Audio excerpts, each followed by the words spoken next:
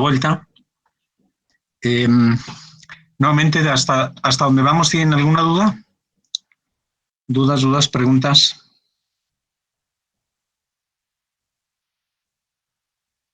¿Alguna duda o pregunta hasta aquí? ¿Ninguna? Todo bien. Ok.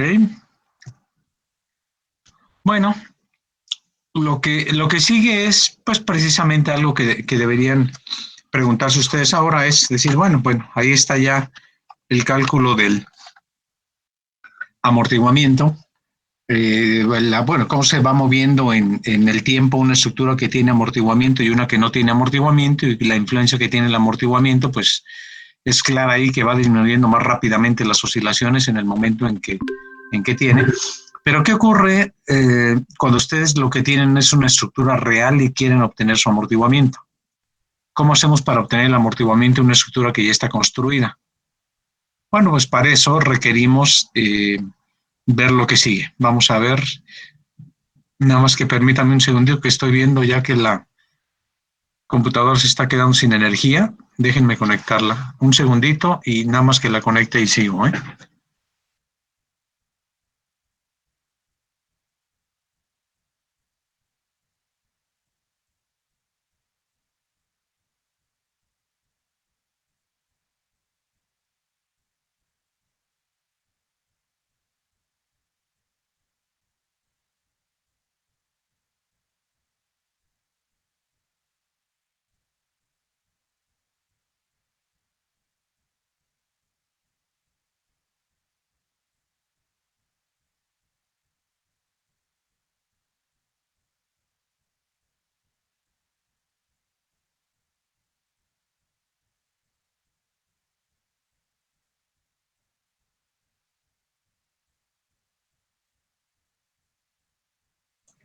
Muy bien. Bueno, entonces les decía, vamos a ver cómo calcular el amortiguamiento en una estructura que ya está construida. Para eso vamos a partir de lo mismo que ya hasta ahorita hemos visto. Acabamos de terminar la clase anterior viendo precisamente aquí una estructura con y sin amortiguamiento, cómo está deformada una con respecto a la que tiene o no tiene diferentes cantidades de amortiguamiento. Y vamos a ver cómo determinar el amortiguamiento de manera experimental. Es decir, teniendo ustedes una estructura real, ¿cómo le calculan el amortiguamiento? Bueno, pues todo se basa en esto mismo que estamos viendo ahora. Es decir, el saber cómo se mueve una estructura con amortiguamiento. Una estructura que tiene amortiguamiento se mueve, pues aquí lo tenemos en la figura anterior que acabamos de terminar. Aquí está esta figura con línea discontinua de color naranja. Esta, por ejemplo, tiene una estructura que tiene 10% de amortiguamiento. Esa de color naranja es la que estoy reproduciendo acá en esta figura. Es esta misma, nada más que aquí ya la puse con una línea continua, nada más para ver qué es lo que está originando el amortiguamiento en la estructura. Pues es un decremento de las oscilaciones conforme pasa el tiempo. Bueno, aquí lo importante que quiero que vean es lo siguiente. Fíjense, a ver, quiero que analicemos la ecuación que está en la parte inferior. Esta ecuación que está aquí en la parte inferior. Lo que quiero que ustedes vean es de esta ecuación que está ahí escrita, que es la de vibración libre con amortiguamiento, que se den cuenta que está formada por dos términos. Este término que es E a la menos beta t, y el segundo término que es esta sumatoria de este seno y coseno que está dentro del paréntesis rectangular. Bueno, lo que quiero que analicemos de principio es este término que está aquí. El término que está entre paréntesis rectangular. Fíjense que el primer término de esa suma es x0 coseno omega d por d, donde x0 es una constante, es la condición inicial que nosotros damos de desplazamiento, y esto es la función coseno. Luego tenemos más otra constante, porque esto, velocidad inicial más beta x0 entre omega d, pues es una constante nuevamente, dependiendo de las condiciones iniciales. Dependiendo del amortiguamiento, eso vale beta, y dependiendo del amortiguamiento también y de omega, pues eso vale omega d. Pero a final de cuentas este término es una constante. Es una constante por la función seno. De manera que al sumar ustedes una función con coseno con una función seno, pues es nuevamente un movimiento armónico, que es la suma de esos dos, y lo que nos da pues es una gráfica en el cual va variando exactamente igual como varía la función seno o coseno. con cierto periodo y con cierta amplificación. Pero fíjense en esta función que tenemos aquí, hay en esta función que tenemos aquí, multiplicada por este término de a la menos beta t, cuando ustedes están graficando esto multiplicado por esto, pues hay un término en particular aquí que es el que hace que vaya decreciendo la amplitud del movimiento conforme va transcurriendo el tiempo. Bueno, lo que quiero es que identifiquen cuál término es ese. Bueno, vean ustedes aquí, si ahora ya platicamos un poquito de lo que está entre corchetes, ahora platicamos del término e a la menos beta t. Si ustedes grafican e a la menos beta t como función del tiempo, es decir, una gráfica que pongan en el eje vertical e a la menos beta t y en el eje horizontal el tiempo, ¿cómo será la gráfica de esto? ¿Cómo será la gráfica que tengan e a la menos beta t si ustedes la grafican? ¿Cómo será?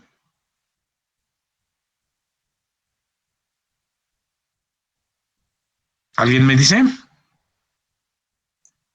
¿Cómo será la gráfica de e a la menos beta t si la graficamos? Vamos a suponer que yo tengo una gráfica, la voy a poner, déjenme ver, lo estoy con el cursor, la voy a poner aquí. Este es el eje vertical y es a la menos beta t, y el eje horizontal le voy a poner el tiempo. Bueno, quedó choco, pero es el tiempo. Cuando el tiempo vale 0, que sería este punto, ¿cuánto vale e a la menos beta t? Cuando el tiempo vale 0, ¿cuánto vale e a la menos beta t? ¿Cuánto valdría ese término? 1. Pues 1. Exacto, vale 1. Entonces aquí partiría de un punto que le voy a poner aquí con una línea, aquí como sea. Esto es, a ver, déjenme si puedo escribir con el cursor. Esto es 1. Eso es un 1. Aquí parte de 1. Y luego, ¿cómo viene? Si yo doy valor al tiempo, ¿cómo variaría la curva que yo grafique a partir de 1? ¿Cómo variaría el término e a la menos beta t? ¿Cómo se mueve? Se iría aproximando así. Ajá. ¿Y cómo sería el decaimiento? ¿Sería como una línea recta? ¿O como decae? A ver, díganme cómo decae. No es como la punteada que ya tiene ahí. ¿Como la función qué, perdón? No, como la línea punteada que ya tiene en la gráfica más de la presentación. Exactamente, ya me descubriste. Lo que tenemos allá en aquella gráfica es un decaimiento logarítmico que viene, ay, aquí ya salió mal, pero es un decaimiento. Esta curva que estoy marcándoles aquí, esta curva es una curva que va cayendo. Esa es una flecha que quería poner. Ahí está. Esta curva que estoy poniendo aquí es un decaimiento logarítmico, va cayendo logarítmico, que no es otra cosa más que esta que está acá. Es decir, precisamente lo que tenemos ahí es un decaimiento logarítmico, que es la línea que está ahí con línea discontinua. Así cae esto. Entonces, fíjense, si este término e a la menos beta t lo que hace es un decaimiento logarítmico y este término e a la menos beta t es el que está multiplicando a lo que está entre paréntesis, ¿cuál de estos dos términos, este o el corchete completo, que es el segundo término, cuál de esos dos términos son el que está originando que este desplazamiento se convierta en este que es más pequeño y en este que es más pequeño y en este que es más pequeño? ¿Cuál de estos dos términos es el responsable de que vaya cayendo la respuesta?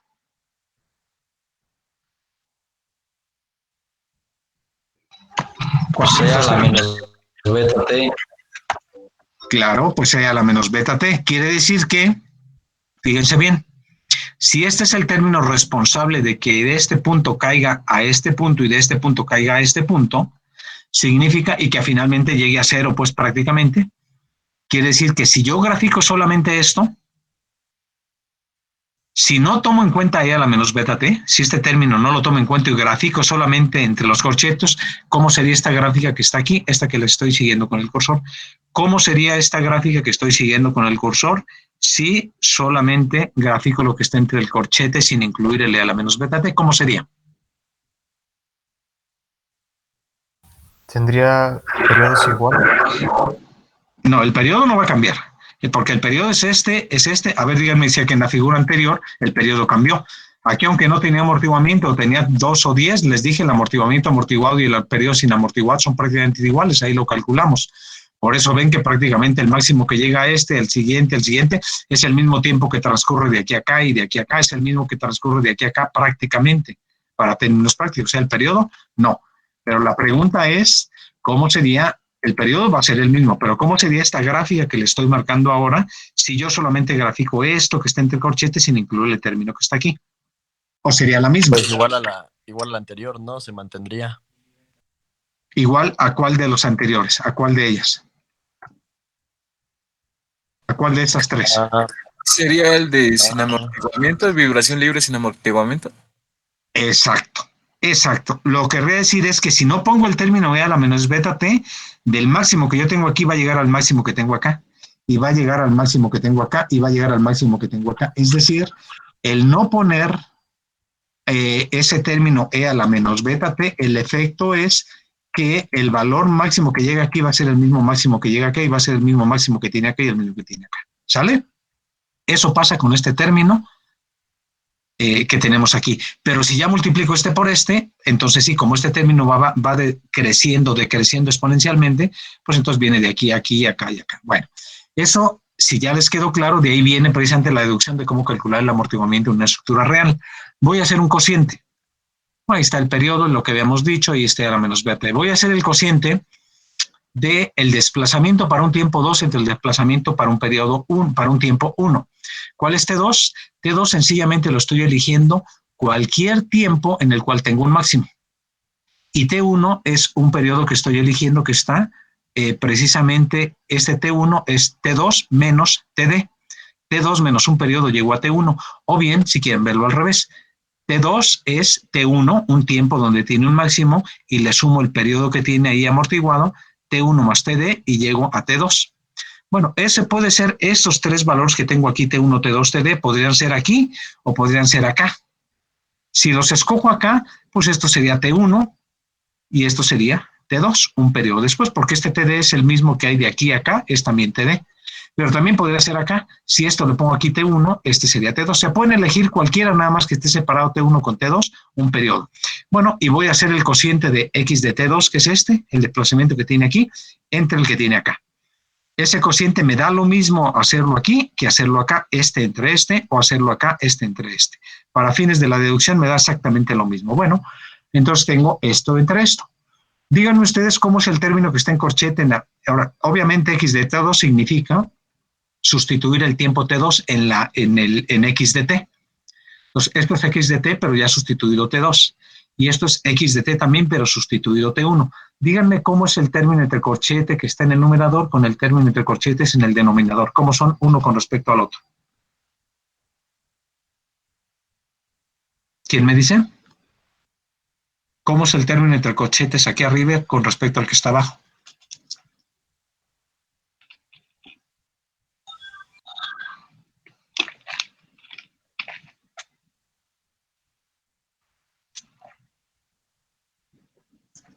XT2 es más grande que más pequeño.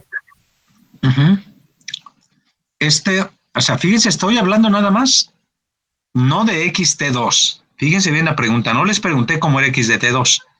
Si les pregunto eso, pues aquí está obvio. Aquí se ve que X de T2 es este y X de T1 es esta. Obviamente X de T2 es más pequeño que X de T1, pero esa no fue la pregunta.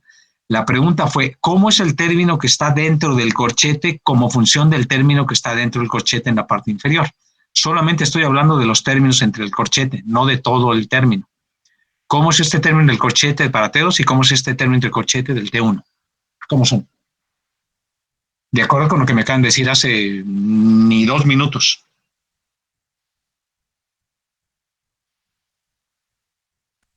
¿Cómo son? Son iguales. Iguales. Pues claro que son iguales, es lo que me acaban de decir hace ratito cuando les dije cómo es ese término en el corchete si no grafico a la menos beta t.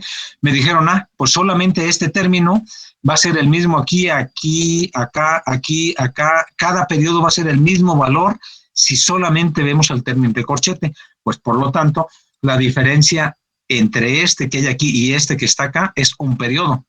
Por lo tanto, pues el valor que tenga el término entre el corchete va a ser exactamente el mismo que tenga entre el corchete abajo si no tomamos en cuenta este término. Por lo tanto, esos dos son iguales. El término entre el corchete de arriba y el de abajo son iguales, por lo que me acaban de decir hace apenas unos minutos. Y si estos dos son iguales, se eliminan y entonces nada más queda x de T2 entre x de T1 igual a E a la menos beta T2 entre E a la menos beta T1. Pero aparte, en los casos que vimos del 2 y 10% de amortiguamiento, también vimos que el periodo amortiguado, que es 2pi entre la frecuencia amortiguada, es prácticamente lo mismo que el periodo sin amortiguar. De manera como estos dos son prácticamente lo mismos, donde en lo que voy a seguir haciendo ahorita, donde aparezca TD, ya le voy a poner T nada más, porque son prácticamente los mismos para amortiguamientos pequeños.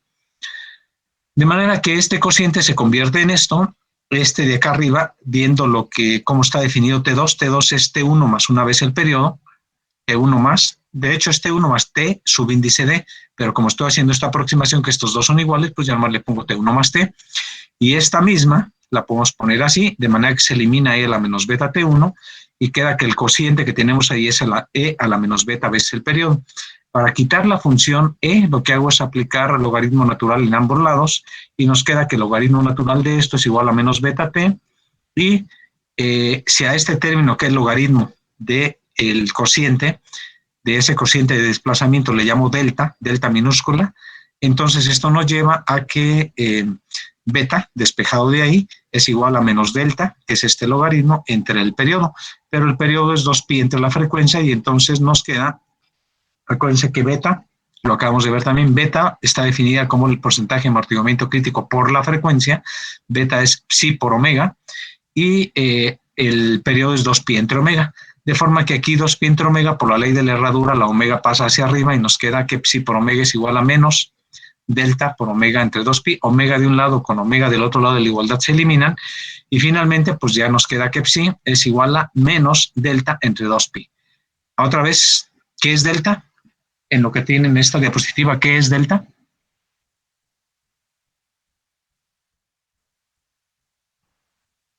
A ver quién me contesta, por favor, ¿qué es delta en ese? XT2 sobre XT1, bueno, el logaritmo. El logaritmo natural de x de T2 entre x de T1. ¿Y qué es x de T2 y qué es x de T1? A ver quién me dice con palabras lo que les acabo de explicar en la figura. ¿Qué es x de T2 y qué es x de T1?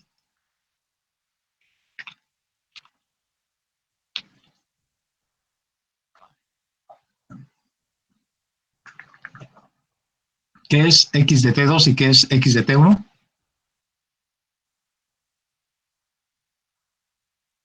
La posición en el tiempo 1 y la posición en el tiempo 2. Ajá, pero ¿cuál es la posición en el tiempo 1 y cuál es la posición en el tiempo 2? ¿Dónde elegimos T2 y dónde elegimos T1?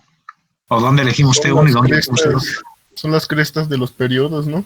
Exacto. Es el lugar donde tenemos un máximo. Esto funciona igual si ustedes parten de tener, fijar T2 y T1 donde hay dos máximos separados entre ellos un periodo. Pero funciona exactamente igual si en lugar de elegir dos máximos eligen dos mínimos. Da lo mismo, porque lo importante es el cociente. Entonces, si eligen T2 y T1 donde hay dos máximos separados por un periodo, o eligen T2 y T1 como el lugar donde hay dos mínimos separados por periodo, el resultado es el mismo. ¿Vale? Bueno, entonces está bien fácil encontrar el amortiguamiento, basta encontrar el logaritmo del desplazamiento máximo o mínimo que tiene para un periodo T2 entre el desplazamiento asociado a un periodo que está, a un tiempo que está atrás un periodo de T2 y ya sea un máximo o un mínimo, nada más que siempre si toman un máximo, pues es el máximo en los dos casos. Si es el mínimo en los dos casos, le sacan el logaritmo, lo dividen entre 2pi, le cambian de signo y ese es el amortiguamiento que tiene la estructura. Bueno, vamos a hacer un par de ejercicios para ver si esto está claro. Bueno, vamos a ver. Para hacer estos ejercicios voy a aplicar, fíjense bien cómo la expresión para calcular el amortiguamiento es menos el logaritmo natural de ese cociente entre 2pi. Vamos a hacer el ejemplo siguiente. Vamos a suponer que el ejemplo anterior que hicimos en la hora que acaba de pasar, si el ejemplo anterior vamos a suponer que en realidad no era un ejemplo numérico, sino era una prueba experimental en un edificio, que yo al edificio lo desplacé 5 centímetros y al desplazar los 5 centímetros le di una velocidad inicial de 90 centímetros sobre segundo, que fueron las condiciones iniciales que pusimos en el ejercicio anterior. Vamos a suponer que un edificio yo lo desplacé y le di esas condiciones iniciales y empecé a ver cómo se mueve y también instrumenté el edificio para poder estar midiendo cómo se va desplazando el edificio como transcurre el tiempo. Entonces, asumamos que esas tablas que les había enseñado hace ratito, cuando tenía 2 y 10% de amortiguamiento, vamos a suponer que esas tablas fueron obtenidas experimentalmente. ¿Qué significa experimentalmente? Pues que yo sometí al edificio a esas condiciones iniciales y fui registrando con un aparato cómo se iba moviendo desde el primer máximo que encontró hasta medio periodo después, un periodo después, medio periodo después, y así nos vamos en todo eso para, con esa información experimental, calcular el amortiguamiento con este método que acabamos de ver, que es el método de decremento logarítmico. Bueno, pues entonces vamos a tomar eso como que son los datos experimentales. Esta es la misma tabla que venía en las diapositivas anteriores cuando teníamos 2% de amortiguamiento. Entonces vamos a suponer que estos datos que están aquí provienen de una prueba experimental de un edificio, que se le impuso esta condición inicial y se le dio también una velocidad inicial, y cuando transcurrieron 0.005 segundos el edificio se desplazó a 5.27 y luego medio periodo después el edificio estaba en menos 4.95 y así hasta llegar a esto. Estos son los datos que obtuvimos de una prueba experimental. Si quiero aplicar el método de decremento logarítmico, que es el que acabamos de ver, ¿qué datos se les ocurren que podríamos tomar aquí para calcular el amortiguamiento? Estos son los datos experimentales. Díganme qué datos seleccionarían ustedes para calcular el amortiguamiento, de acuerdo con lo que acabamos de ver. ¿Cuáles seleccionan de ahí?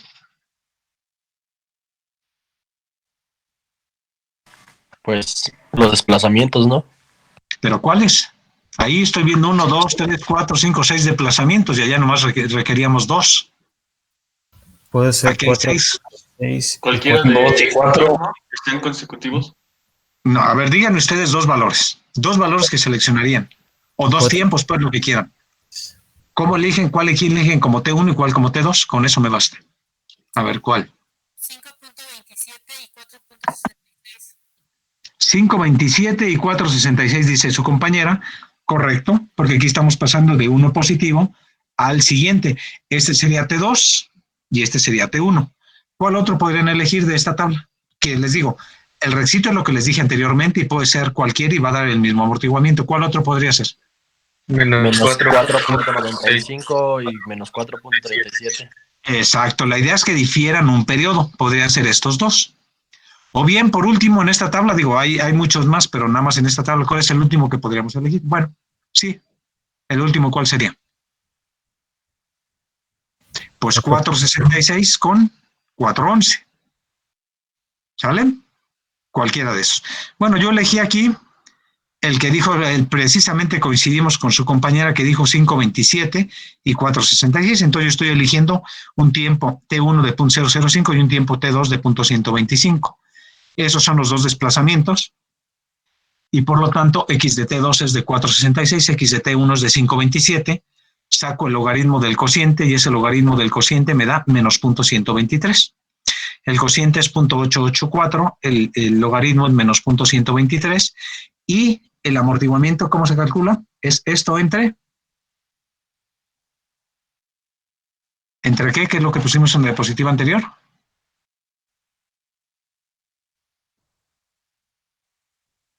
Esto entre 2pi. Entre 2pi y cambiando el signo.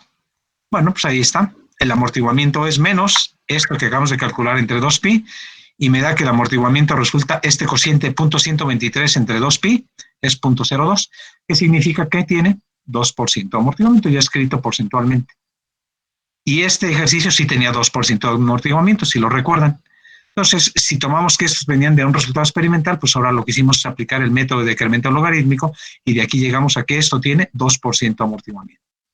Bueno, vamos a hacer lo mismo para el edificio para el segundo caso, perdón, de 10%, asumiendo que se trata de un edificio que tuviera esos datos medidos experimentalmente. Ahora tenemos este. Bueno, ¿cuáles podríamos tomar otra vez? ¿Cuál y cuál? 5.26 y 2.80. Ok, pero como quiero usar ahora mínimos, voy a poner el que dice su compañera está perfecto, 5.26 y 2.80, pero da lo mismo que tome cualquier otros dos. Ahora voy a tomar, para que sean los mínimos, el de menos 3.84 y menos 2.04.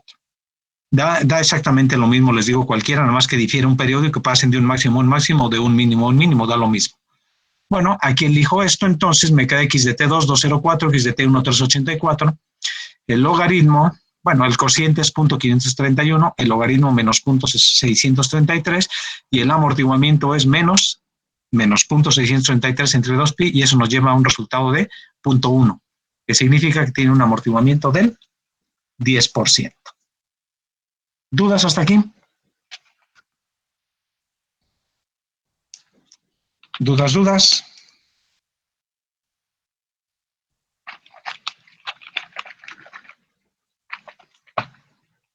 ¿No hay ninguna duda? ¿No? Pues no.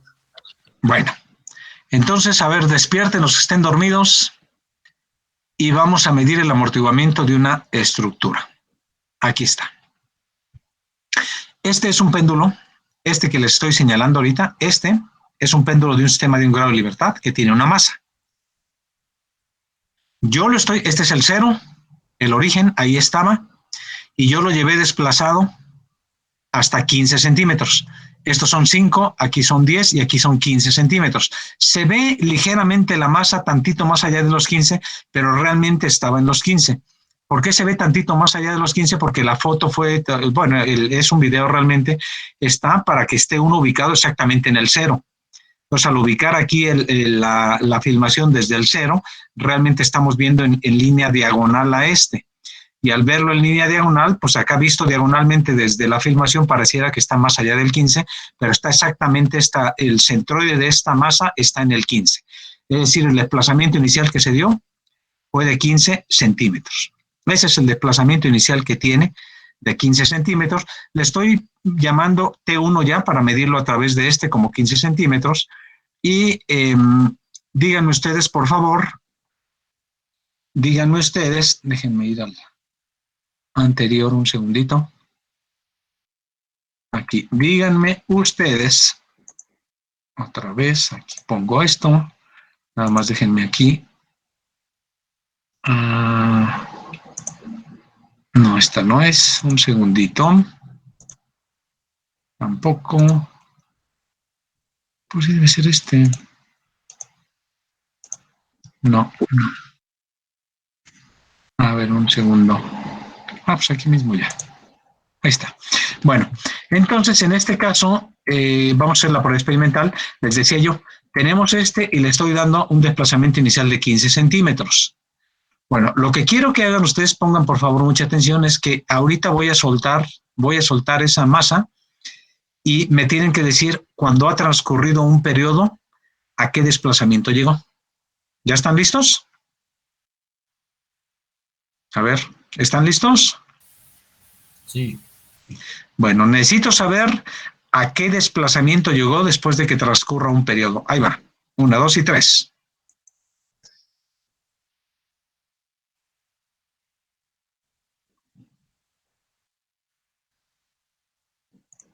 ¿Qué desplazamiento llegó después de un periodo? Al 5 más 1. El 10, ¿no? 10. Al 10. 8. A ver, vale, bueno, va otra vez, por favor. A ver, fíjense bien. Va otra vez.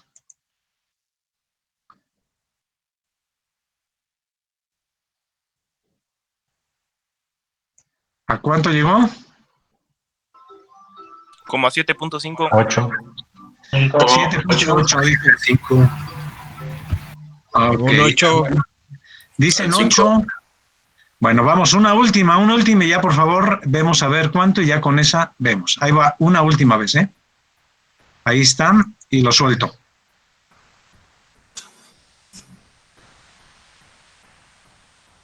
Es más, déjenme intentarle, a ver si lo logro detener exactamente ahí. Ay, no se me fue. Déjenme otra vez. A ver, vale, no es.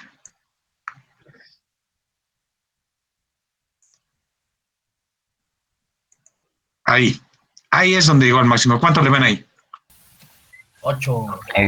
Es 8. 8. Ahora que sea 8, pues. Ay, pues ya está. Había puesto. Miren, ya hice trampa porque ya había puesto yo 8. Bueno, vamos a hacerlo de dos maneras. Vamos a suponer que sea 8. Por favor, fíjense a ver cuánto llega el que sigue. ¿Listos? Ahí va, ¿eh? Ahora vamos al que sigue.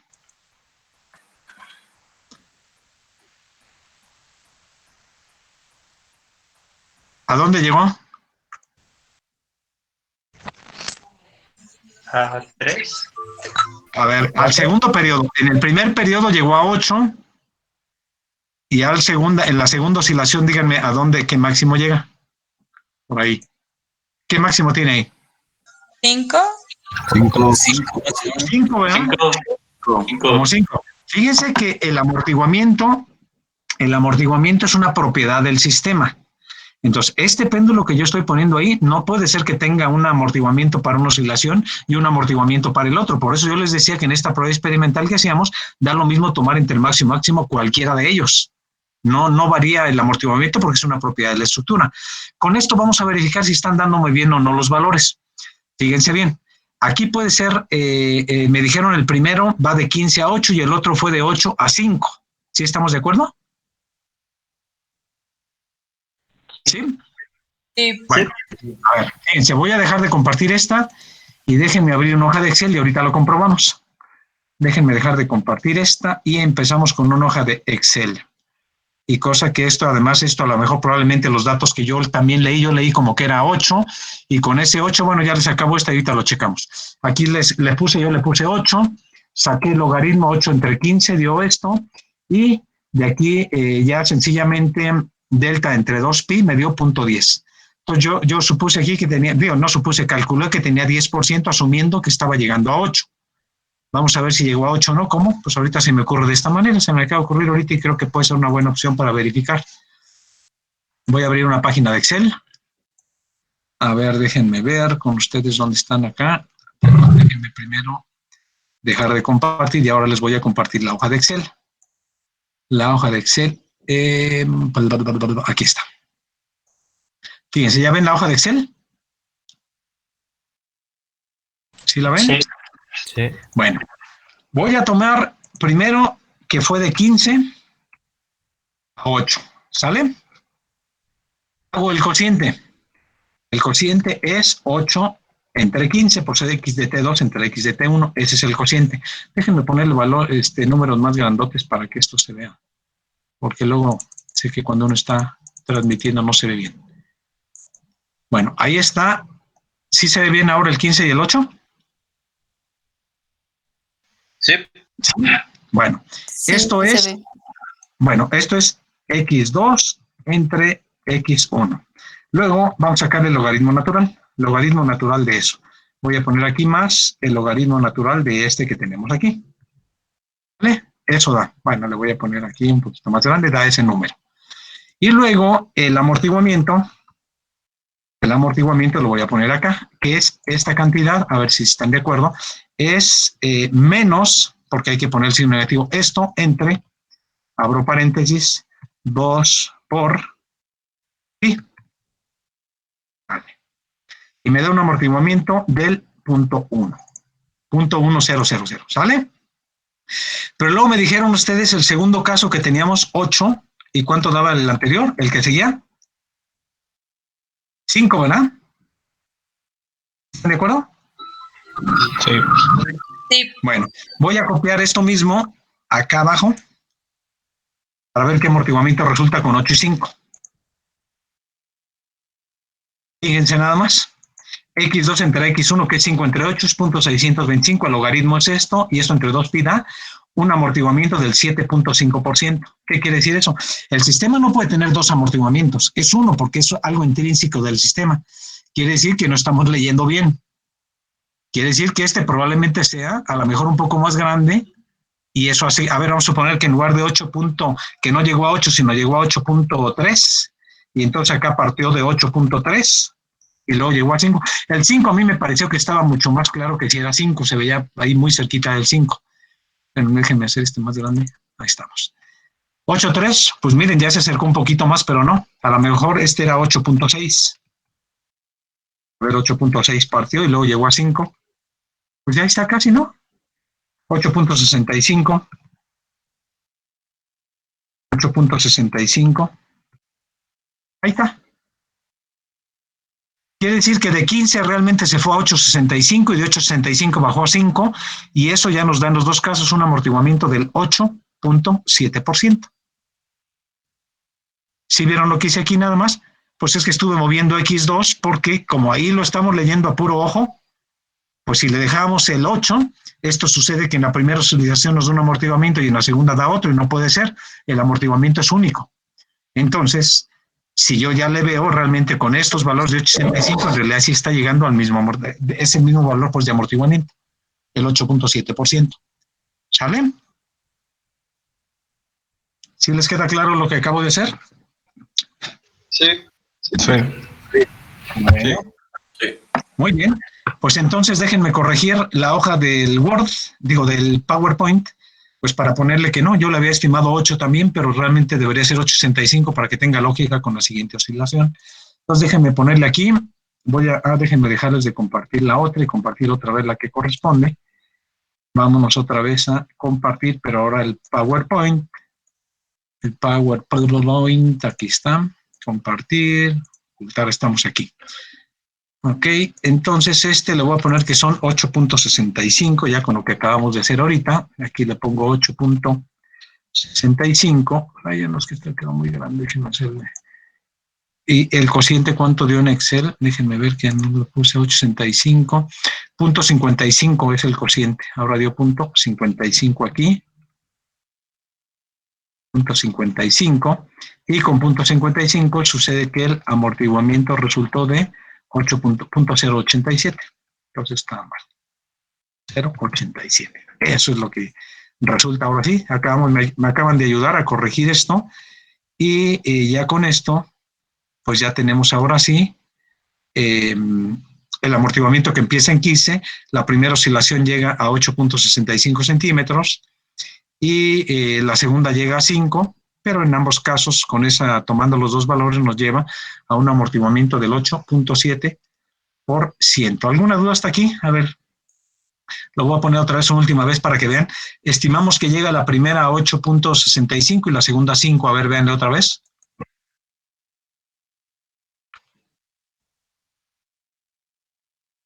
Ahí va la segunda oscilación. Debe llegar a 5.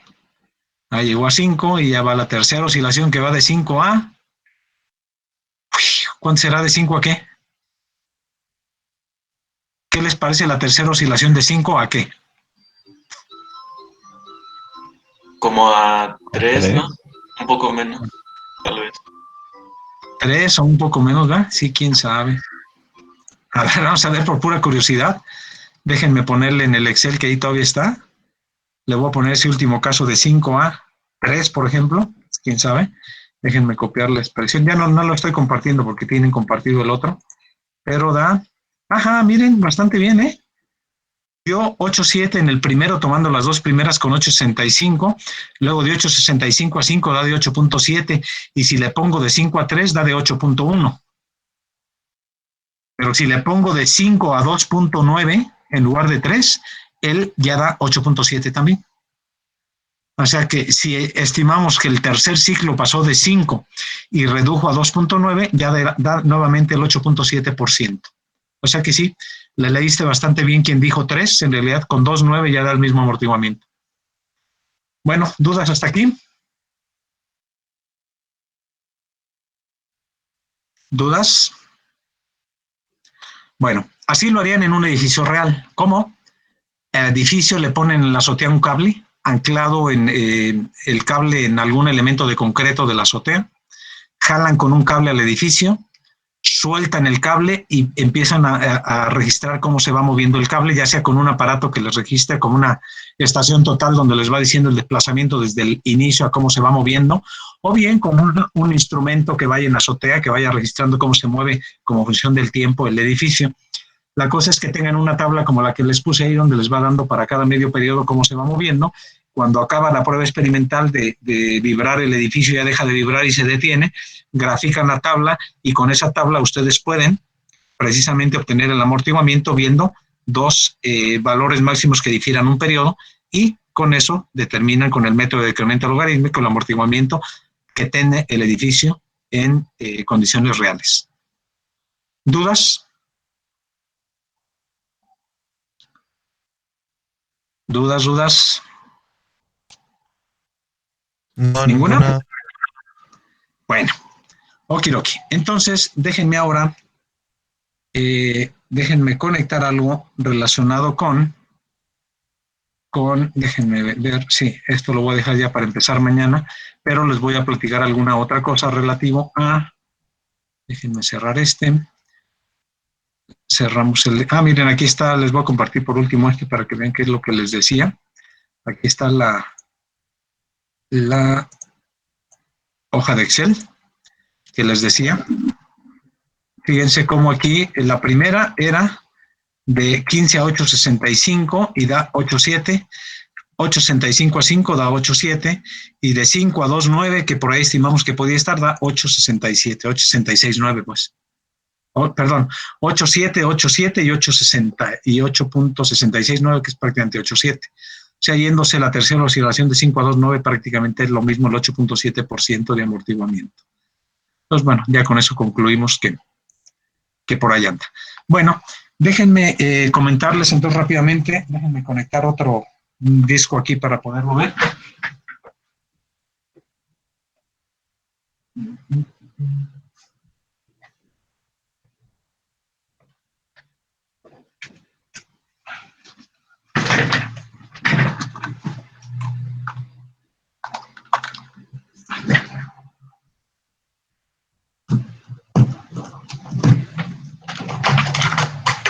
Ok, muy bien, déjenme abrirlo entonces acá y para comentarles lo siguiente.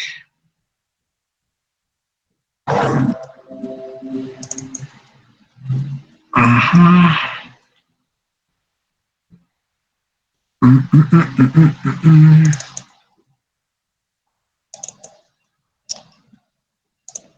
Ok.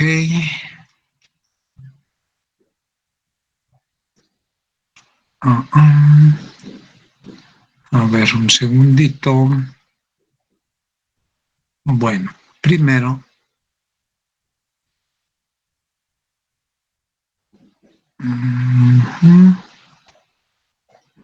Aquí está. Ok. Entonces déjenme nada más ponerlo aquí en la pantalla.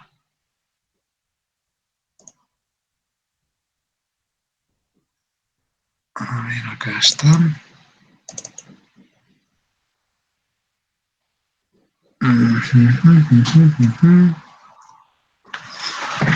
A ver.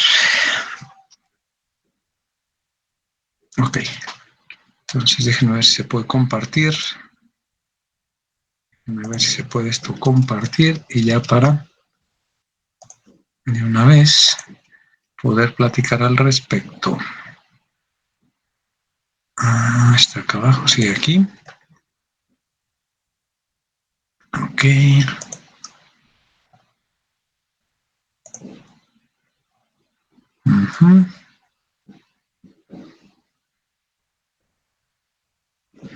Hasta acá. Déjenme abrirlo nada más.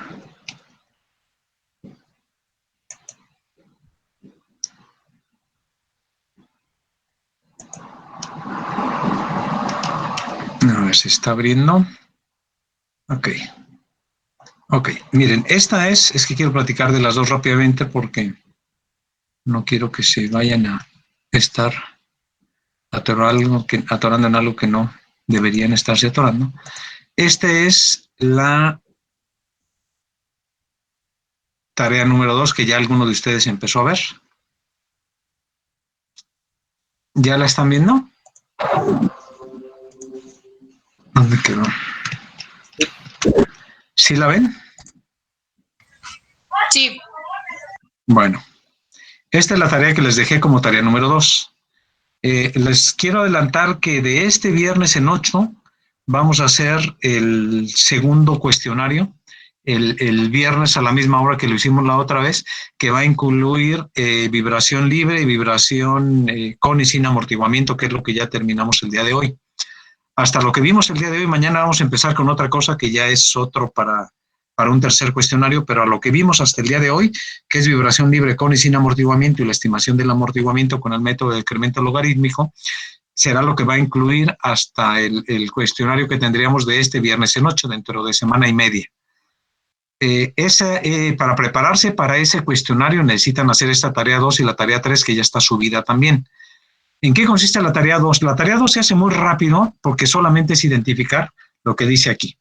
Fíjense, dice aquí, partiendo de la definición básica de rigidez, determine la rigidez efectiva. ¿Qué significa como rigidez efectiva de cada uno de estos sistemas? Pues es la rigidez total del sistema. ¿Cuál es la rigidez total de este sistema que tiene una masa conectada con dos resortes? Pues tienen que decidir ustedes si este resorte K1 y K2 están en serie o en paralelo con la masa. Ese es el único chiste.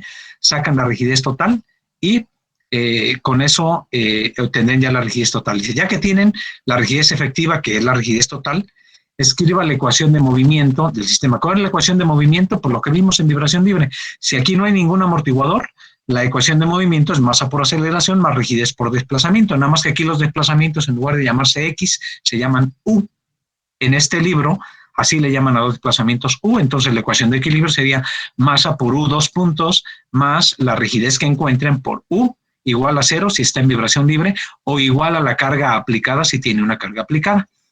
Que en este caso, como tiene carga aplicada, pues sería igualado no a 0, sino a la carga que tiene ahí aplicada. Es la única diferencia para escribir la ecuación de equilibrio de lo que hemos visto. Este segundo caso, que es el 1, 2, pues nuevamente hay un par de resortes, pero un resorte está conectado a través del otro resorte para llegar a la masa. Tienen que identificar si esto está en serie o en paralelo, y por lo tanto, con eso encontrar la rigidez total del sistema y encontrarla y escribir la ecuación de equilibrio. Es todo el chiste. Entonces, el tercero son un par de resortes que van así, se conectan en este punto con un tercer resorte que es este y llegan aquí. Ahí tienen que calcular la rigidez total del sistema y también poner la ecuación de equilibrio, que es masa por aceleración más K por X igual a la carga aplicada. Y ahí se acabó. O sea que esto es rapidísimo, nomás el chiste es identificar cuál está en serie en paralelo y calcular las rigideces. Luego, el segundo caso se trata de estas vigas que tienen alguna masa aplicada en un punto. Donde está aplicada la masa, fíjense cómo, donde está aplicada la masa, ahí se está midiendo el desplazamiento, que es lo que le contestaba yo a su compañero al principio. Entonces, aquí tienen, dice, escriba la ecuación que gobierna la vibración libre del sistema que se muestra en estos ejercicios del 9 al 11. ¿Cuál es la ecuación que rige el movimiento de vibración libre?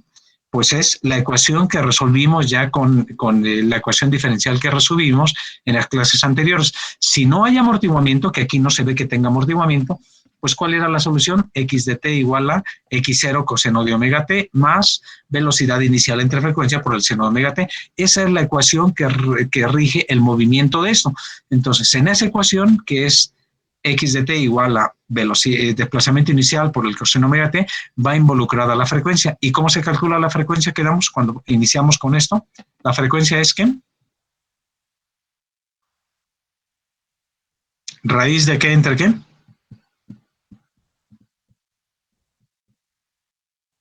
¿Frecuencia raíz de qué entre qué? ¿Quién me dice? ¿Rigidez entre masa?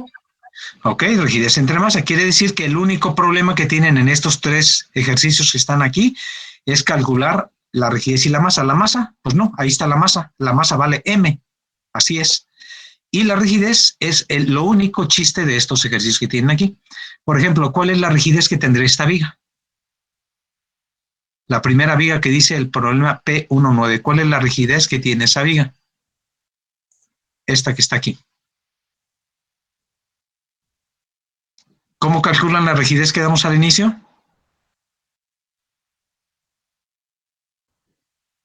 ¿La rigidez qué entre qué es? Fuerza entre desplazamiento. Fuerza entre desplazamiento. ¿Qué fuerza tiene aquí? Pues puede ser una fuerza unitaria. Lo único que tienen que saber es dónde está aplicada la masa, una viga simplemente apoyada, cuánto se deforma aquí debido a una carga puntual aplicada ahí. Eso ya sea que lo consulten en algún sitio o bien con el método de doble integración o algo. Es una viga simplemente apoyada, se hace rapidísimo. Solamente lo que necesitan saber es que dado una carga aplicada aquí, cuánto se deforma. Dividen la carga entre el desplazamiento en ese punto y ya le da la rigidez de la viga. Y si ya tienen la rigidez de la viga, pues K entre M es la frecuencia, y ya tienen la frecuencia, pues entonces ya escriben que X de t es igual a X0 coseno de la frecuencia que encontraron por el tiempo, más velocidad inicial entre la frecuencia que encontraron por el seno de la frecuencia por el tiempo. Lo mismo acá. Acá lo que tienen es calcular la rigidez de una viga que esté en estas condiciones. Lo único que necesitan es que si aquí está aplicada, la masa está aquí, pues necesitan aplicar una carga vertical aquí, cuánto se desplaza y con eso obtienen la rigidez y lo mismo en el caso que tienen acá abajo. Con eso basta. Y en el último caso es determinar la frecuencia de esta. Es la frecuencia de una viga también, que el grado de libertad es vertical en el centro del claro, entonces todo lo que tienen que ver es cuánto se deforma aquí verticalmente. Eso, resultado de cuánto se deforma la viga en el centro por una carga concentrada, ya lo tienen si resolvieron el primer caso que dice aquí P19. Cuando ya tienen el primer caso del P19, automáticamente ya saben entonces la rigidez de la viga. La única diferencia de este segundo caso, de este ejemplo 12 que dice ahí, es que aquí la rigidez no solamente la está aportando la viga, sino también el resorte, porque fíjense que pasa de la viga al resorte y ya luego se conecta a la masa. Eso significa que tienen ustedes que identificar si eso está en serie o en paralelo, y la rigidez total tendrá que ver con la rigidez que aporta la viga y la rigidez que aporta el resorte para calcular la rigidez total. ¿Alguna duda hasta aquí?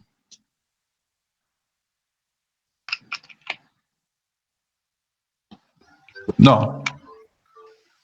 Bueno, pues espero si les da un poquito de oportunidad, ojalá que tengan de aquí a mañana oportunidad de tratar de hacer estos ejercicios que se hacen en un ratito muy pequeño, para que puedan pasar a la tarea 3 que ya está puesta también ahí, que tiene que ver propiamente ya con la vibración libre.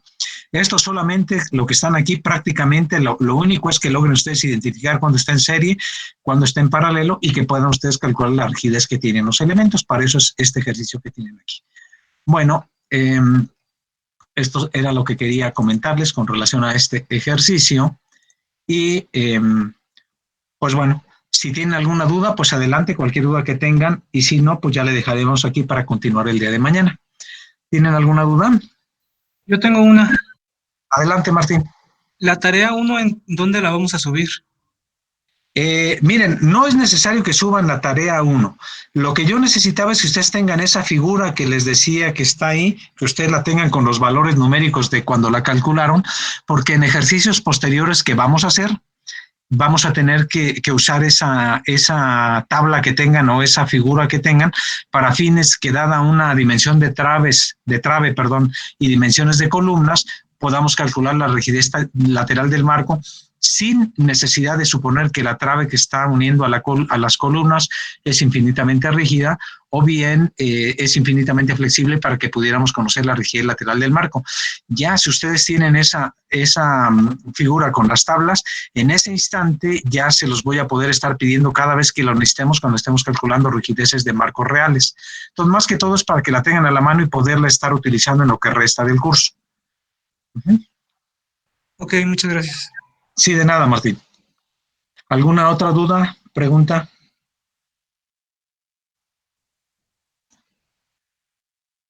Bueno, chicos y chicas, si no hay ninguna duda, entonces le dejamos hasta aquí y continuamos el día de mañana. ¿Sale?